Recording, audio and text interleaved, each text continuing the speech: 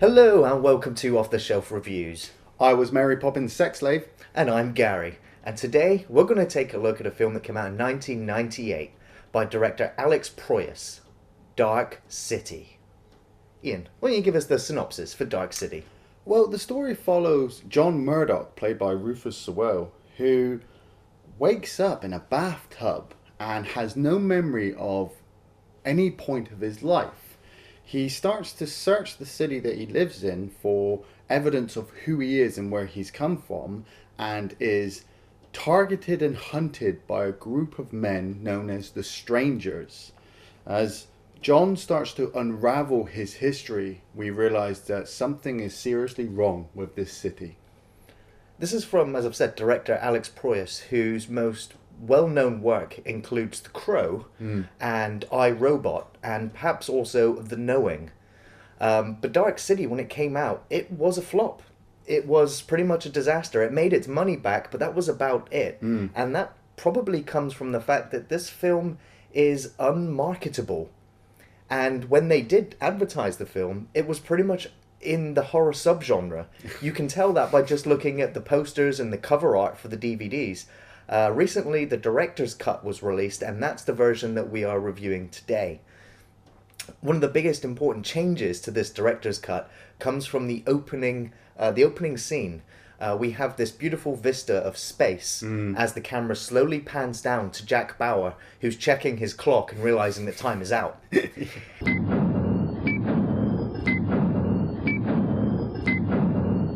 In the original opening, that had a voiceover by Kiefer Sutherland, pretty much spoiling the entire film. Fans were pretty vocal about that ruining the film for them, because those surprises that come later in the film are fantastic. Yeah. So having that ruined at the beginning and having it removed for the director's cut is the best choice. The director's cut also has about 11 to 12 minutes of extra content, but even as a fan of just the original theatrical version, it's hard to notice which bits have been added. Most importantly, just a few dialogue bits and a few scene extensions, but nothing too important other than that pivotal introduction. I absolutely love this film. I remember the first time I watched it when I was younger, somebody gave me a videotape and it had Dark City and Existenz on it. And these films had literally just came out in about 98, 99, and I was just like, oh, what is this? And I sat down and I watched Dark City, and I was absolutely blown away. This film is just amazing. It's a classic film noir with massive sci-fi elements in it. Obviously, not wanting to spoil the film for you right from the beginning, but if you're interested in watching this film, we suggest watching it now, because we are going to spoil it. It's going to be hard to talk about this film without spoiling it, because there are so many. It's a science fiction mystery film. Yeah. And from the get-go, the character's wandering around trying to figure out who he is, what he's doing there, how he got there, and so on and so on. And those are just the first small questions. The questions he starts asking after that point, the bar just gets raised. So, obviously, there's going to be spoiler talk here.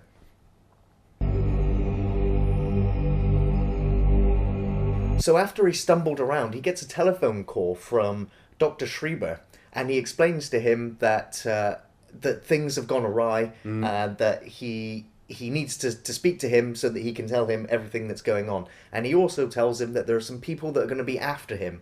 These pale-skinned men in dark suits start following him around. And straight away, I mean, there's already been said that there's many parallels between this and The Matrix, because they follow him around and they even talk like agents from The Matrix, and they're looking for Mr. Murdoch. Yeah. And just a little film note here for you is that a lot of the sets from this film were actually sold off to the Wachowskis for the filming of The Matrix, especially in the rooftop chase sequences. But when he wakes up, he also realizes that there's a corpse in his room. Yeah. And that looks like he's been set up for a murder. But we're given sort of what I would call a sympathetic nod to the character, because in his delirious state, he knocks over a fishbowl. And the fish is out of the water, so to speak, just like this character. And his good-hearted nature, he actually saves the fish. which one of the police deputies or the police inspector would actually note as a character trait later on in the film. Yeah, I got a note off the actors in this film. Rufus Sewell, absolutely brilliant. He was good in The Illusionist and Yeah. The Knight's Tale. Yeah, and you then have Richard O'Brien playing one of the strangers. Now, if you're unfamiliar with Richard O'Brien, go back and watch Rocky Horror Picture Show and see his character as Riff Raff, because the director saw that and just made Richard O'Brien's character in Dark City for him from Riff Raff. I grew up watching Richard O'Brien on The Crystal Maze. Oh, yeah. His eccentric performances just elevated that show into memory. Yeah, we then have, obviously, we have Kiefer Sutherland. And, you know, Kiefer Sutherland, 24, The Lost Boys, the list goes on and on. But for me, watching him in Dark City, I'd only seen him in The Lost Boys. And then I'd seen him again in Dark City. And it just shows how amazing of an actor he is, that he's able to play this kind of weak, doctor-esque character. It's the fact that he can only get like 3 or 4 syllables out in a sentence before he has to take a deep intake of breath because he's a tortured scientist and he's got this thing over his eye and he's got these glasses and he's just humbled the way he walks around all the time. Mr. Murdoch, please, What is happening here? Why is everyone asleep? please, keep your voice down. Why can't I remember anything? What have you done to me? Nothing. Please, I want to help you. And he is also the whipping boy for these strangers, if you will. You also have William Hurt playing the detective who's hunting John. And I love the idea that they first had, that the whole film of Dark City was supposed to be a detective investigating a crime, but every single shred of clue that he got made no sense. And I get that from William Hurt. Even though we're following John Murdoch, the detective just sits there scratching his head all the time, like, this doesn't make any sense. This doesn't make any sense. Oh, but it's all set up to make this guy look like he's the killer. Yes, but it doesn't make any sense. Well, he's pretty stoic to begin with. He doesn't really listen to... Well, he hears what's going on around him, but because it doesn't make sense, he just sort of blocks it off. And throughout the course of the film, he starts accepting the fact that he cannot answer these questions that have been thrown at him himself. Yeah. Jennifer Connelly. Oh, wow. Jennifer Connelly is absolutely beautiful. I've followed her career from the beginning, which was in Labyrinth, Yep. all the way up to her most recent outing, which was Noah. And she is absolutely beautiful. And she is a very credible actress. She has had some dodgy film roles in the past, like The Day the Earth Stood Still. I like that film. I like the original and I like that one. She obviously, Requiem for a Dream is another big one. And I even enjoy her in Hulk. Ang Lee's True. Hulk. Yeah. She played a really good Betty in that film. And another strong character I want to bring up is Ian Richardson playing literally the head of the strangers. You see these strangers and, like we said, spoilers, they look alien. They are aliens. For me, when I was looking at the film, they looked like they were at a Hellraiser convention. Yeah. They look They like just needed pins in their heads. they just look like the lineup for to become the next Pinhead. They are very creepy looking. It's the fact that they've got the sunken eyes. Yeah. And as you would go on, you find out that these are a bug-like creature that resides inside the brain, and they inhabit corpses. So they're like an alien zombie thing with mental powers. There is a problem. There is no Avenue M. We were unable to complete it. During the last tuning, we detected a lack of control. An opposing influence on the machines, then this man Murdoch is more powerful than we thought. He is becoming like us. So we must become like him. Yeah. They're a dying race, and as the film develops, you realize that they control the city. They control the city and they control everybody's lives, and they're trying to work out how to save themselves and what makes the human soul work. They are able to take the memories, set memories from people from all around the city, and then they get Kiefer Sutherland's character, Dr. Schreiber, to inject these new memories into the civilians, at midnight or midday, because we never know. There is no sun. The city is always dark. But yeah, they literally use their tuning powers to change the overall aspect of the city and turn the rich poor and the poor rich.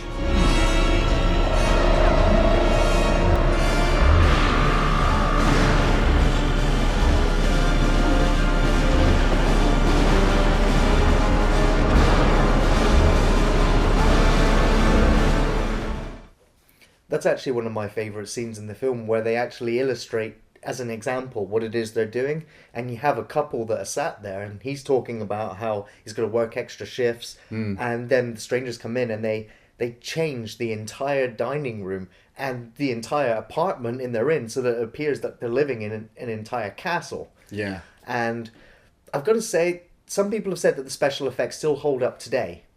I'm going to beg to differ. Yeah. When the buildings are being constructed and they're just erected right up out of nothing, you can clearly see that it's all CGI. Yeah. However, there is a good use of miniatures being used at the same time, and because of the contrast and the lighting is all very dark, it does almost feel seamless, but with a trained eye you can clearly see the special effects at work here. And I will say that the special effects towards the very end of the film are nigh on atrocious. Well, we are talking about 98. Yeah. It's the early, sort of early CGI in many ways, on a very low budget.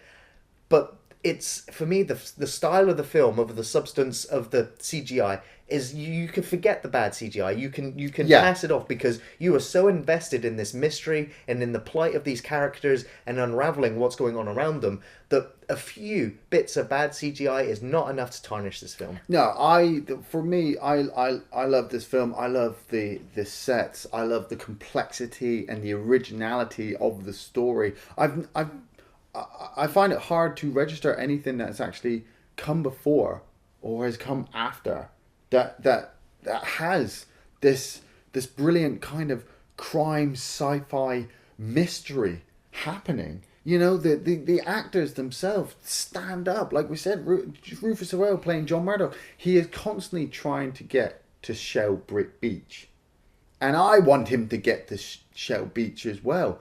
But as you get further on, you realise that there is no escape from this city. It reminded me very much so of The Truman Show. Yeah. Where Jim Carrey's trying to get out of this network confined city space that he's in. Despite the fact that he's surrounded by actors. Yeah. Our character John Murdoch is trying to figure out who everyone else is, because at the beginning of the film he's in the hotel and he's told he's been in there for 3 weeks, and he sees this hotel clerk. And later on in the film, that same hotel clerk is working at a newsstand. Yeah. And he asks him how long he's been there. And he's like, 25 years and not a day off for good behaviour. And he's got no memory of who he was previously. Yeah. So he's not surrounded by actors, but he's surrounded by people who've got really no accurate memories. Yeah. And so he's asking people, how do you get to this location? And they're like, oh, that's easy. You let me ask you a question? You heard of a place called Shell Beach? Sure. You know how to get there? Yeah. You tell me? All right. You just, you go to the... Where do you go? Just give me a second, will you? You take a left, and... No, sorry, I've forgotten. I actually had my honeymoon there, but don't remember how to get there. Yeah. And that's the thing. And so he is desperately trying to find a way out of the city, and that is part of the mystery, where you see him, he's trying to catch a subway, he's trying to catch a bus, he's just going demented trying to escape. Yeah. There's no way out, You can't get out of the city, believe me, I've tried. They steal people's memories, Then they swap them around between us. I've seen them do it back and forth, till no one knows who they are anymore. How do you know all this? Once in a while, one of us wakes up while they're changing things. It's not supposed to happen, but it does. And I will say, when they do finally get to Shell Beach, it's just a massive poster up on a brick wall. And lo and behold, desperation here. They grab some sledgehammers or whatever's nearby, and they try and break their way free. Yeah. No! Stop!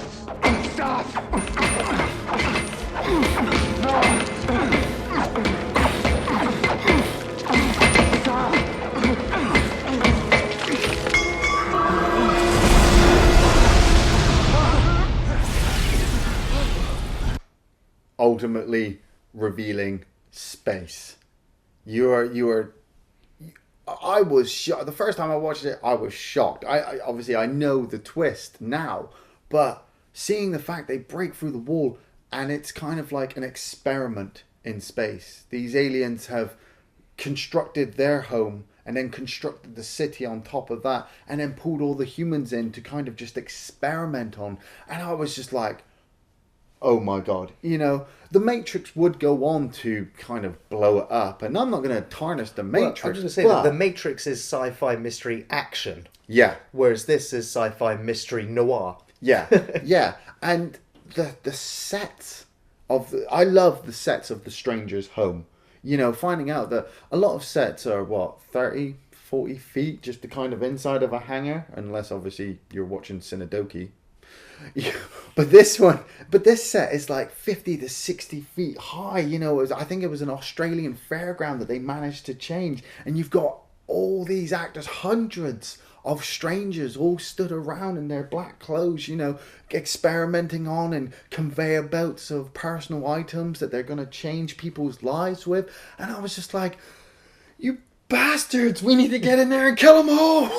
I do like the scene where they're explaining, well, it's every 12 hours. They change, they micro change a few things, and you see on the conveyor belt they've got wallets and watches and diaries and pictures and love letters, and they don't change everyone in the whole city every 12 hours. No. It's just little nuances here and there, and there's a great scene where you see Kiefer Sutherland just going, oh, I'm just going to add a splash of childhood trauma. Yeah. I'm just going to add a splash of, you lost your parents at a young age. Let's see.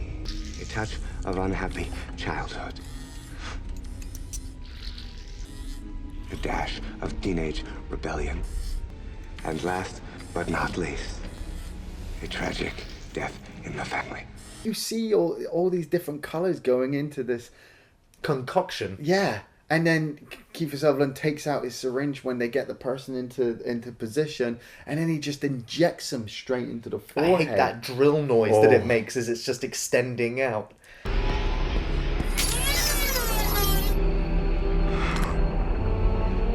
Yeah, that's probably going to hurt quite a bit, but at least you got no memory of it. Yeah. And as the film develops, it turns out that Rufus Sewell's character has the alien's ability to tune, as they call it. And this is why he didn't take the memories that Kiefer Sutherland was forcing onto him, because obviously he has these powers. And I love, like we said, the ending special effects are a little bit... But I love the fact that, you know, the aliens want Rufus Sewell's character to be set in a certain way, and then Kiefer Sutherland injects him with these memories, and he quickly, over these memories, you just keep seeing Kiefer Sutherland popping up, and Kiefer Sutherland's like, you're wondering why I keep popping up? It's because I'm going to train you in these few minutes, years worth of experience over these aliens' powers so that you can use it to stop them. And I'm like, yes, bring it on. You'll rise to greater heights than that, my boy. One day when you're older, you'll understand. That's it, John. Practice makes perfect. Now remember what I told you. Never talk to strangers. All of these memories have been fabricated to teach you about the strangers. Give you a lifetime of knowledge in a single syringe. But again, you can see why there's the similarity with the Matrix there. Yeah, yeah. This was also an acting debut by Melissa George, who actually plays a prostitute in this film. Yeah. She would actually go on to appear in films like 30 Days of Night, Triangle, and the Amityville Horror reboot. She only has a small role in this film, but she's very charismatic, and you could easily see a young and upcoming actress from just her small part. I was very surprised by her, mainly because obviously seeing her in 30 Days of Night, I love her in 30 Days of Night. I'm a big fan of the film and the comic book as well. And Triangle, if you've not seen Triangle, I have to say, go out and get a copy, because it is I'm actually going to say don't bother. I thought Triangle was absolutely awful. Future review here. But yeah, she is a brilliant character, and I like the fact that it's kind of like a stage production, this film. You know, I could really see this film being turned into a stage production, and all of the actors playing these characters just work so well. You know, they make their characters believable, even though you're unsure if they're actually who they are or if it's just been forced on them by the strangers. But they carry these characters on so well. I also want to bring up, as a side note as well, Bruce Spence, who plays one of the taller strangers. If you're unfamiliar with Bruce Spence's acting career, he played the train driver in Matrix Revolutions Reloaded, the third one, I think it was. But I also love him as the gyrocopter captain from Mad Max 2 and 3. Yeah. He plays always these weird characters, but he makes them their own, and they just stand out. It's brilliant. Hey. A fella, a quick fella, might have a weapon under there. I'd have to pin his head to the panel. I love the fact that you can't put a timestamp on the time frame of this film. Yeah. Because you can't go, this is clearly 1970s America.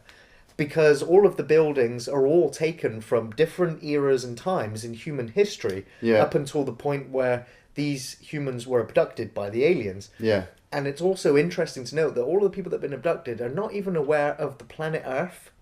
No. They're not even aware of where they've come from, because they've got no memory prior to the start of this experiment. And I just thought that was a fascinating angle just to think about when you're looking at these characters that are trying to figure out who they are. They don't even know where they are. It would appear that they don't have any really understanding of what space is. Yeah. There's a lot of little things at the beginning of the film as well which disorientate you as a viewer, because you're trying to get an understanding of where and when this is, and the film just keeps changing the buildings and what you're seeing over and over again, that it's almost impossible to timestamp when this is. Yeah, the only time I think you actually, as a first-time viewer, the only time you'd actually get a real grip of what's going on is when Kiefer Sutherland explains it to you towards the end. And he basically says, look, you know, these aliens have been experimenting on us for ages, and yes, I have been helping them, but they forced me, you know. And you have that horrible shot of him injecting himself. He's the last person with any of the last memories of where they've come from and what has happened, and he has to remove those memories from himself. And it's horrible, because he actually says, do you know how it feels like to erase your own memories? And I'm just like, ow. Definitely. I gotta say, the film is, an hour and 40 minutes long? Yeah. Within the director's cut. And it is quite a long running length. But the film doesn't have any slow moments. The pace of the film just goes at a breakneck speed. And it's pretty interesting to say that I wasn't really aware of it when I was watching the film. It was only sort of rewatching it again that I realised that every single shot in the film lasts less than 2 seconds from start to finish. That is, there are thousands and thousands and thousands of edits in this film. Yeah. And that is what keeps the pace going, because every character has a single line of dialogue, camera cuts, it cuts, it cuts. Yeah. And it's fluid throughout the film. You don't really notice it, but it is such a rapid cutting time for any scene. It's absolutely brilliant.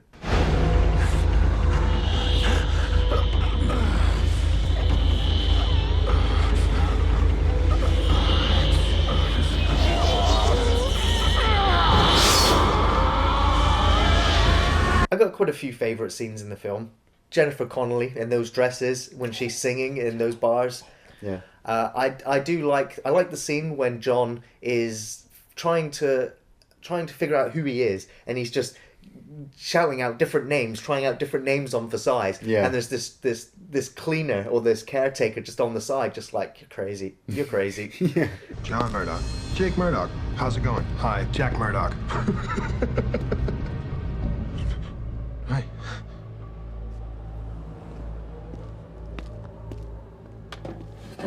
I do like the couple when their mansion gets transformed. Yeah. I'm just like, that. It's just incredible. I like the effect. I like the way the table elongates and you see them in their chairs being moved back. Yeah.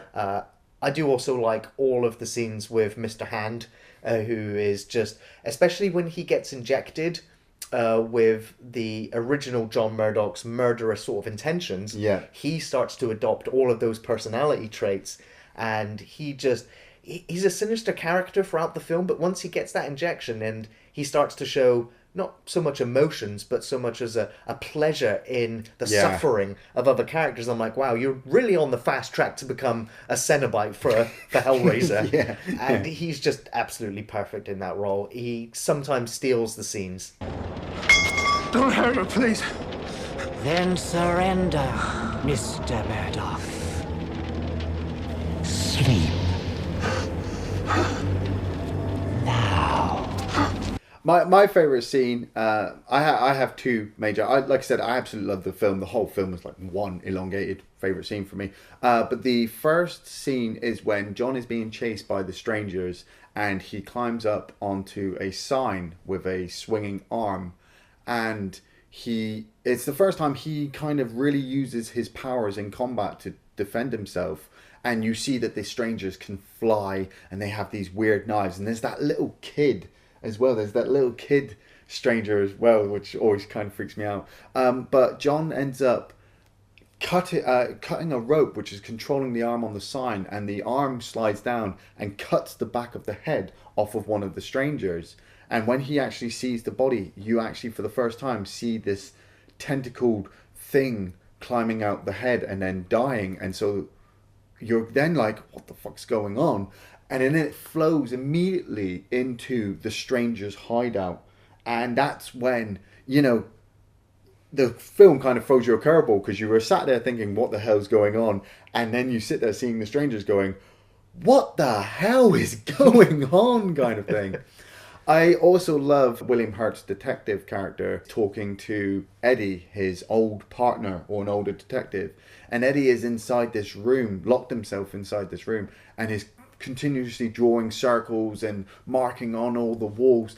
And you can see that William Hurt's character kind of looks at him like he's insane. But Eddie actually is the sanest person, apart from John, in the whole of the city, because he knows something's not right. He knows something is wrong. But the strangers just keep changing everything that he cannot stop them. He needs somebody to help them. And it's like William Hurt's character says to him, oh, you're scaring your wife. And Eddie turns to him and says, she's not my wife. I have no idea who she is. She literally just turned up here. And you're just like, this guy knows what he's talking about. You really should listen. But he does come across as a crazy person on a day-to-day basis. Yeah, well, so it's a very well played out scene. Yeah. You saw something, didn't you, Eddie? Something to do with the case. There is no case. There never was. It's all just a big joke. It's a joke. I highly recommend Dark City. It is one of my favourite films of all time. It's a film about identity. Yeah. It's a film about what is the human soul, and it's a perfect blend of science fiction and mystery. I love the adventure that the character goes on. His voyage of self-discovery, realising that he's fighting against these imprints which are not his. I like the fact that he's trying to discover what's real and what isn't, and him discovering his powers of tuning. Yeah. With the backdrop of the noir sort of crime detective setting, and with these really bizarre aliens that you just want to know more about, especially where they came from, their dying planet. There's just so many questions that the film brings up, and it only ever answers most of them. Yeah. And even once the climax is over, there's still quite a few nice scenes that just tie everything up and just opens the doors for even more of what could possibly happen. I've rewatched this film several times, and I think it's definitely one that I'm going to continue to recommend to people and rewatch again. Absolutely love this film. You should definitely check it out. I definitely recommend this as well. I mean, I can't praise this film any more than I already have. It is a cult classic. It certainly, for me, it sits up there with films like Brazil, Blade Runner, Delicatessen, City of Lost Children, Metropolis, Akira. The list just goes on and on. is absolutely brilliant. The acting is phenomenal. Yes, the special effects are a bit dated, but we're talking almost 16 years old this film is. It's amazing. Go watch it. Thanks for watching off the... Sleep now. When marimba rhythms start to play,